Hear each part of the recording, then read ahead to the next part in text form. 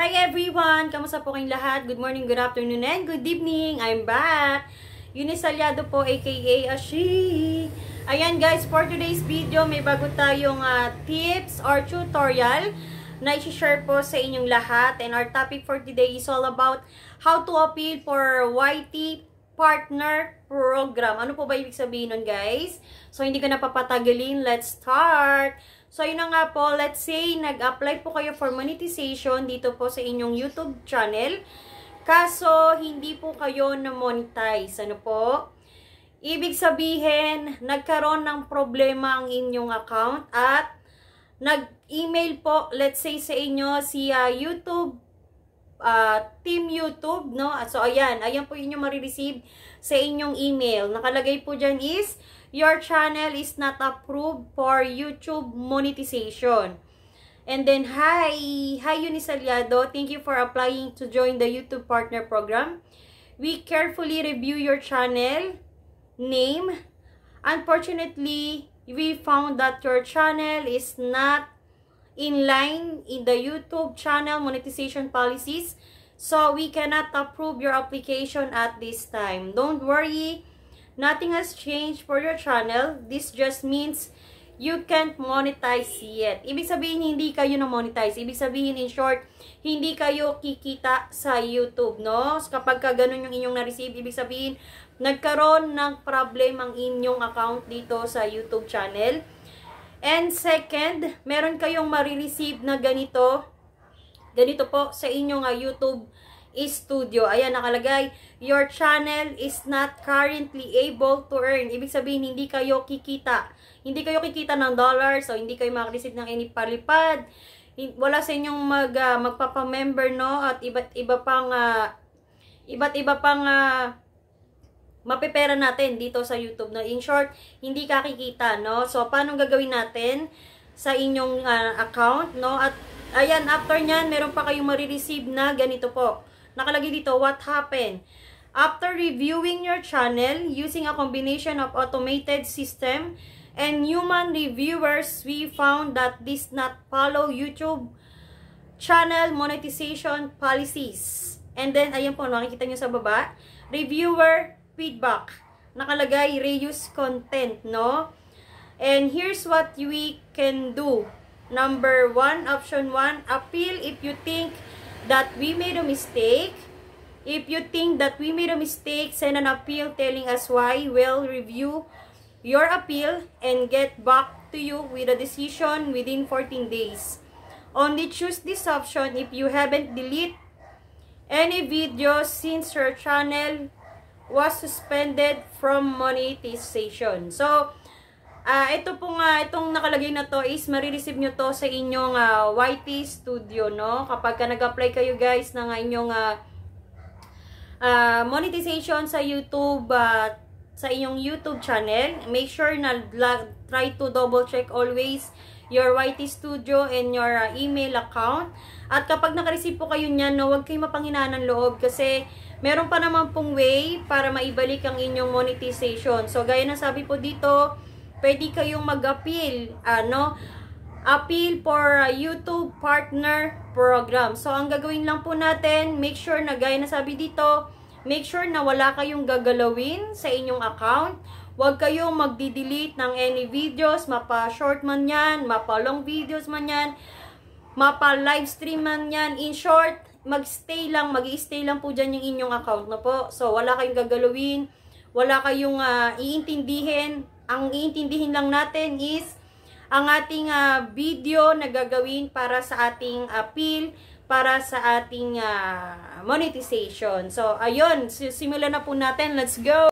So, yun na nga po, kapag kami ganyan, ipipindot lang po natin yung ating start appeal. Ano po? So, kapag pinindot natin yung start appeal, nung lalabas pa rin dyan is reuse content. So, ayan, how to address the feedback. Give an example of how you added commentary or narrative to your videos. Short videos on your channel that are noticeably different from each other. And sa baba, submit your appeal by, may date po, may specific date nakalagay. After creating a video for your appeal, upload it to your channel as unlisted. Then paste the video URL below. So, ayan po yung URL, no? Ayun yung ika-copy natin once na natapos natin yung video. So, isa-isahin po natin how to address this feedback. Ibig sabihin po nito, gagawa raw po tayo ng appeal video natin para sa ating appeal for YouTube Partner Program. Ibig sabihin, gagawa tayo ng sarili nating video, no? Pwede naman po yung nakikita kayo on the spot na ganito, nagbibideo kayo. Paano nyo ipapakita kay Team YouTube, or pwede rin naman po na voice lang yung gumagana. Tapos yung isang cellphone nyo is ipapakita nyo yung inyong video na isasubmit sa ating Team YouTube. And by the way guys, take note lang po pala, kaya po tayo gagawa ng video kasi isa ito sa requirements na nakalagay na kailangan nating gawin para tayo ay tuluyang mamonetize, no? Kasi kapag nag-reapply po tayo, no? When we say are pre-applying, ito yung uulit tayong lahat, no? Uulit tayo, maglilinisin talaga natin maigi yung ating account. I-delete natin yung mga videos na tingin natin na negative, na tingin natin dito tayo nagka-problema, isa-isay natin. Pero kapag tayo nag-submit ng for appeal, ang gagawin lang nyo is wala po kayong gagalawin, wala kayong gagawin. Magsasubmit na po kayo ng videos para ma-monetize po kayo ulit. At dito naman sa appeal for monetization, dapat make sure na yung video na isasubmit po natin is hindi lalampas ng 5 minutes. Much better na below 5 minutes at make sure na English, no? Kasi magsasubmit tayo sa Team YouTube. Hindi ko na po alam kung allowed ang Tagalog kasi yung sinubmit ko po is English. So, sundan nyo na lang po yung sample na gagawin natin para magkaroon po kayo ng tips, ano yung sasabihin, ano yung ilalagay nyo po sa inyong video. At take note po pala, isa pang tips, bakit nga po ba nagkakaroon ng reuse content, no? So, yung reuse content po, ito naman po yung mga videos na hindi nyo namamalayan na paulit-ulit nyo na po palang na-upload, na ilagay nyo na po pala sa short video, and then na i-upload nyo na rin po pala sa inyong long form video, or baka naman na i-upload nyo rin po sa inyong screencast for live stream. So, make sure na once na nag-upload po kayo ng video nyo sa tatlong sinabi ko, make sure na after nyo po ito gamitin, dapat i-delete nyo na po sa inyong gallery para hindi po kayo malito. At the same time, hindi nyo na po siya uli mai-upload kasi doon tayo magkakaroon ng reuse content, no? At isa pa pong tinatawag nating reuse content, ito naman po yung galing sa ibang platform na nag-upload po kayo ng video and then in-upload nyo po sa inyong YouTube channel. So, make sure na iwasan na po natin yung mga ganyang scenario. At isa pa po, make sure po na pag nag-upload kayo ng video, let's say meron na po kayong video na na-upload na galing sa ibang platform, make sure na tanggalin nyo ang inyong watermark, no? Sa akin kasi ganun. Feeling ko kasi ganun yung nangyari sa akin, no? Kaya ako na-reuse content. Pero make sure po na dapat, yung mga videos na i-upload nyo, make sure na sarili nyong gawa, no? Iwasan nyo kumuha sa ibang platform na hindi po sa inyo. Kasi madedetect pa rin po yan ni YouTube. At pang-apat na tips, make sure na dapat pa nag-upload po kayo, wag nyo nang i-upload sa kahit saan, no? Wag nyo nang i-upload. Kung YouTube lang yan. Kung sa ibang platform lang yan. So, ako natuto na din ako ngayon. So, alam ko na kung paano yung gagawin, paano natin maiwasan yung mga reuse content. So, kailangan pag na-monetize tayo, isa pang tips, ingatan natin guys. Ingatan natin gaya ng pag-ingat niya sa'yo. What? Hugot! So, yun dapat ingatan na natin kasi kapag ka ganun na monetize ka na, dapat, make sure na alam mo na sa sarili mo yung mga videos na i-upload mo. Alam mo na yung mga tips na dapat mong gawin, no? Para may apply mo rin sa sarili mo. Kasi kapag ka hindi nyo nasunod yun, may tendency, kahit na monetize po kayo, pwede rin po yan bawiin ni Boss YT or ng Team YouTube natin, no? Pwede rin mabawi yung sa earnings, yung sa ating dollars, no? Pero bago tayo pumunta doon, dapat make sure na lahat ng account natin is malinis, no? Kapag nag-appeal tayo, make sure na wala tayong gagalawin para sure bet yon na kapag in-apply na natin, mag-aantay lang tayo ng nakalagay po kasi doon is 3 days. Pero yung based on my experience po, 1 day lang naman po siya. 1 day ko lang siya na, 1 day lang ako nagantay. Bali, for 2 days, ayun na. Nag-email na agad si YouTube, no? Team YouTube. And make sure po, kapag nag-submit tayo, no, wala tayong gagalawin, wala na tayong i-delete kapag nag-submit din tayo ng ating appeal for monetization, no. Wag na wag kayong magde-delete before and after ng inyong pag-appeal ng inyong YT partner program. And ano pa bang dapat ko sabihin? So, yun, nasabi ko naman po na lahat, no, yung mga tips para po sa pag-appeal ng ating YouTube partner program.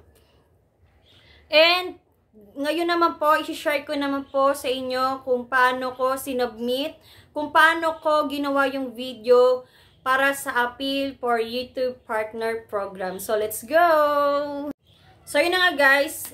Ngayon naman po, i-share ko sa inyo paano ko ginawa yung video ng for appeal for YT partner program. So, dito naka-indicate po una ang inyong YouTube channel. Dapat sasabihin nyo po yan sa video nyo. Second, ilalagay nyo po din ng inyong URL channel. Pangatlo, i-indicate nyo po doon ang inyong short video tungkol saan po ba to.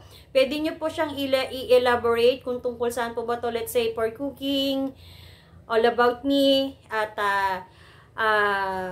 singing, music. So, kung saan mismo yung topic ng inyong short video, ganun din naman po sa inyong long form video at sa inyong live stream, no? So, at i-indicate nyo rin po kung saan nyo siya kinukuha, no? So, akin, mapapakita ko po sa final video ko yung akin.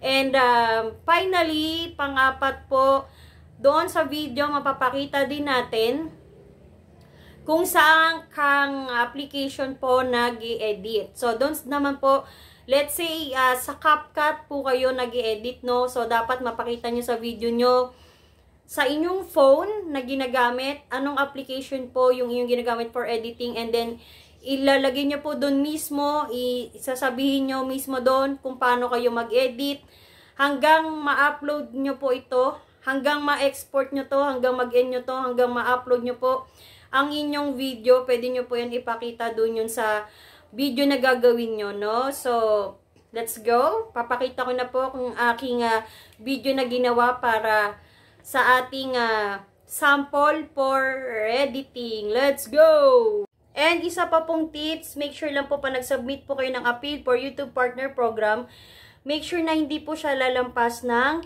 5 minutes. Much better po na mas mababa po siya sa 5 minutes. And make sure na dapat ang gagamitin natin is English. Kasi alam naman po natin na sa Team YouTube, ito po ay American. So, ayun lang po. So, sana sundan nyo na lang po yung video na gagawin ko para makakuha po kayo ng tip. Pwede nyo rin po na lang din i-revise ang aking gagawin. So, yun na po. Let's go! So, this is my sample for appeal for YouTube partner program. So, let's go guys. Let's proceed for my sample video. So, let's go. So, this is my appeal video. First, I'm gonna show you my YouTube channel, which is Eunice Aliado. Second, I'm gonna show you my channel URL, which is http://www.youtube.com/@eunicealiado9743. Next, I'm gonna show you all my short videos that all about foods, scenery, church, animals, cooking, me, music, food trip, taken by me on my phone. Next, I'm gonna show you my videos. It's all about church, mass, music, me, tutorial tips, celebration, scenery, unboxing, food trip, me, cooking, taken by me on my phone, and we have here a live stream. It's all about me, food trip, cooking, scenery, travel, taken by me on my phone. And lastly, I'm gonna show you how I edit my videos from using CapCut application. First, you're gonna open the CapCut application, then proceed to new project. Let's say we have here this one. We need to choose one videos on our gallery, then proceed add. Then we have here a mute clip. You can use the original sound, or you can add some music using audio. Go to sound. You can choose here on your device that are not copyright from your YouTube library, or you can use an original music. And from this one, we have here a text. Let's say good weather. Let's say we have here a word that like that. Then we have here a font. You can choose whatever font you want, but avoid using diamond because it has a payment. We need to choose only for free. Let's say this one. Usually I use italic. Then we have here a different style. Brand color, stroke, glow, background, shadow, curves. Choose whatever you want. And we have here our templates that I use usually. Let's say for example, I have here this one, and then let's use an animation for words like that, for movement. And then if you're okay, you can check and then go to the last part, then delete the watermark of YouTube, rather CapCut application, delete that. Then if you're okay, just click on export to save the video that you edit. Then click done. Then proceed to your YouTube channel for uploading. Click plus sign. Then the video will go to your YouTube channel. Click next. You can add here some text, whatever caption you want. Let's say bluer than blue. Bluer than blue. Then you can add here a sound. Bluer than blue. Let's say bluer than blue. Like that. Click arrow, then put next. And then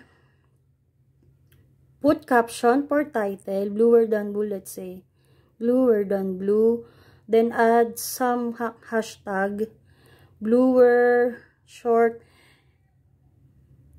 whatever hashtag you want, just put it. And then select audience, choose no, it's not made for kids, and then go back. And then you can click here for upload short videos. And that's it. Thank you for watching, and thank you for considering my appeal for YouTube partner program. And that's it, guys. Yun po yung aking paggawa ng aking videos dito po sa pag-appeal ng YouTube partner program. So, yun na nga guys, natapos na tayo sa video natin for appeal for YouTube partner program. Next naman natin pong gagawin is i-upload natin siya sa ating account. Pero, make sure na hindi po siya naka-public. Make sure lang po na naka-unlisted lang po siya. Ganyan po. Imbis na public, ilagay nyo na po ng unlisted. And, make sure yung title na gagawin natin is ilagay natin for Appeal for YouTube Partner Program. So, yun. Upload lang natin sa ating YouTube account. Ayan, upload po natin. After nyan, kukunin po natin yung ating URL link. Kukunin po natin yung link na tong video na in-upload natin sa ating YouTube channel. And then, after po nyan, pupunta po tayo sa ating YouTube channel, sa ating YT Studio. Pumunta po tayo sa ating YT Studio channel, no? So, ayan, makikita nyo po, ayan po yung lalabas, no? So, makikita nyo dyan, submit your appeal. Tapos, may nakalagay na date, kung anong date po kayo magsasubmit. Tapos, nakalagay po dyan, after creating a video for your appeal, upload it to your channel as unlisted. Then, paste the video URL below. So, yun, i-upload nyo lang po muna as unlisted. Huwag nyo pong ipapublic. Make sure na naka-unlisted po siya and use nyo pa rin na yung made not for kids. Ganun pa din po siya. After nyo po ma-upload as unlisted, i-copy-paste nyo po yung URL ng inyong video. Pag nakuha nyo na po ganyan, ayan po, makikita nyo, i-copy-paste nyo po dyan sa box na yan. Pag po yan may lumabas na ganyan na kulay red, so isa-isahin nyo lang po yan hanggang mag-color white na po siya. So dapat ganito yung lalabas. So kapag ganyan nag-color white na po yan, isa-isahin nyo lang siya from right to left. Isa-isahin nyo po yan. Kapag po yan nag-white, okay na po yan. Pwede nyo na po siyang i-submit. So once na submit nyo na po yan, mag-i-email naman po sa inyo si YouTube, Team YouTube, mayroon naman po kayo marireceive na ganito. Your appeal is under review. You'll get a response within 14 days. So, nakalagay po dito is 14 days. A human review will watch all appeal videos that adhere to our instruction. They'll reassess your channel against your YouTube partner program and AdSense content guidelines. Once their decision, you'll get a response via email and in the studio application. Gaya po na sinabi ko, make sure na lagi kayong updated or lagi nyo pong i-check ang inyong email, Gmail account. Kasi dyan po magre-response ang ating Team YouTube at gayon din po sa ating YouTube Studio. So, once po na i-submit nyo yan, nakalagay po 14 days, pero sa akin po, 2 days, no? Bali, 2 days lang, 1 day lang din po, kasi the day after, nag-response na din naman po agad si YouTube. Wag lang po magpo-fall ng weekend, no? Kasi sabi nila, wala do office, pero yung akin, nag-response naman po agad. Nag-response naman po agad sila, no? Kasi alam ko Sunday po ako nag-submit noon. Friday, 1 day. Sunday may na po, may result na po yan. So, ayun po, after naman po yan, pagka na-submit nyo na po yan, meron kayong ma-receive na your appeal is under review. You'll get a response within 14 days. Pero huwag kayong mag-alala kasi 1 to 2 days lang po yan or 3 days. So, ayan, sabayan nyo na rin po ng prayer, no? At, okay lang yan kasi ma-resolve naman po yan using your appeal for YouTube Partner Program. And after that, kapag nasabit nyo na yan, kapag let's wait for 1 to 3 days, meron naman po kayong marireceive na ganito. Kapag po ganito naman po yung na-receive nyo, hi, let's say my name, we're happy to share that your YouTube Partner Program appeal was successful and your channel can be monetized again. Our team carefully review both your content and your video appeal. Your appeal help us to better understand your videos, your content strategy, and your channel's brand. Thanks for submitting an appeal and for your patience while we review it. We realize that was an extra work for you and we appreciate for your help improving our review process. So, kapag naka-receive po kayo ng ganito, so, ayan na-monetize na po kayo ulit. Ibig sabihin, okay na po ang inyong account. Ibig sabihin, safe na po ang inyong account. At makaka-receive pa po, at hindi lang po yan, makaka-receive pa po kayo ng isa pa ng ganito. Kapag po naka-receive po kayo ng ganito, ayan, isa na po kayong ganap na YouTuber. So, ayan, congrats. Ibig sabihin yan, monetize ka na, okay na ang iyong YouTube channel. And, pag na-receive nyo po yan, make sure lang, next time, ingatan nyo na po maigi ang inyong YouTube account, no? Make sure na para maiwasan yung yung reuse content, iwasan po ang pag-upload ng padoble-doble. Once na nag-upload po kayo, delete na po sa inyong gallery. Iwasan po i-upload din sa ibang platform or wag nyo muna i-upload sa ibang platform bago sa inyong YouTube channel. Kung YouTube channel lang, then delete it on your gallery on your phone or any device na gagamitin nyo for uploading for your content on your account. So, ayun lang guys, no? Kapag ganun na-receive nyo, ibig sabihin, tadan, congratulations, isa nang okay, isa ka nang monetize, isa ka nang YouTuber dito sa ating YouTube channel. So, yun lang guys, sana may natutunan kayo sa video na aking binahagi.